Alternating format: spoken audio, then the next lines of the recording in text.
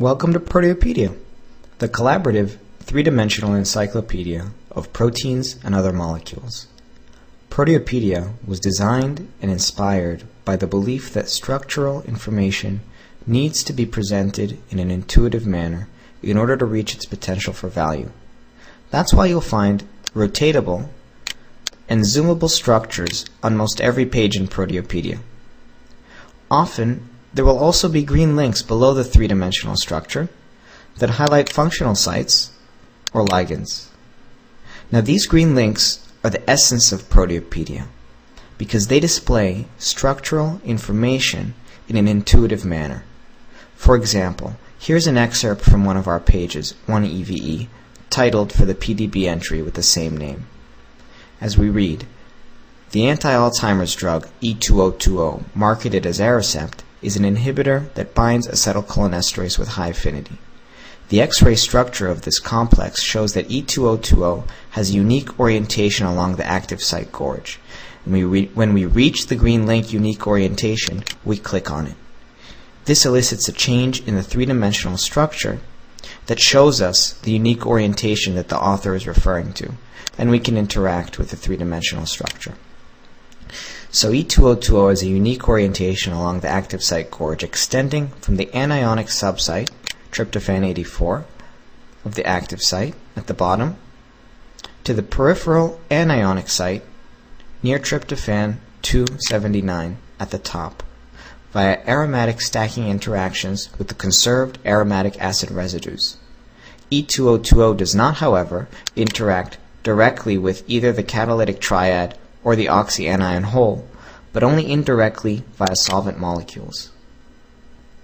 Now, these green links can be clicked and traversed in any order, and at any point the user can interact with the three-dimensional structure on the page.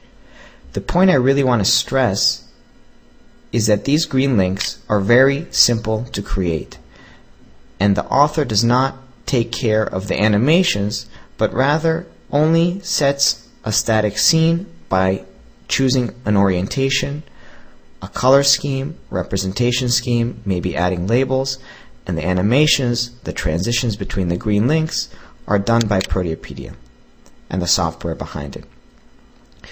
Proteopedia, like Wikipedia, is a wiki website, so that means that you can edit and add content to Proteopedia's pages by logging in. Right now I'm logged in. But if I were to log out, you would see a link here that says login/request account. If you have a login, you may log in, and if you do not have one, you may request an account. Since I'm logged in, I see this tab at the top of the page that says Edit this page. Clicking on this tab, I can edit the text and the three-dimensional scenes on the page. Of course, adding text to pages is easy because it's just like adding text in Wikipedia. And in designing Proteopedia, we also made a special effort to make sure that Proteopedia users would have no trouble at all designing and adding green links to Proteopedia pages. Having clicked on Edit this page, the user creating a green link would manipulate the three-dimensional structure into a particular orientation, coloring scheme, representation scheme, as I mentioned earlier, and saves that visual combination as a green link scene. All the animation, as I've mentioned earlier, is taken care of behind the scenes by the software.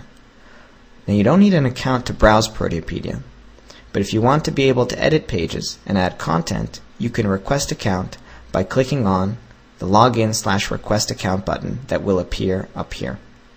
For more information and a continuation of this guided tour of Proteopedia, we invite you to view the rest of the Proteopedia guided tour videos. Thank you and welcome to Proteopedia.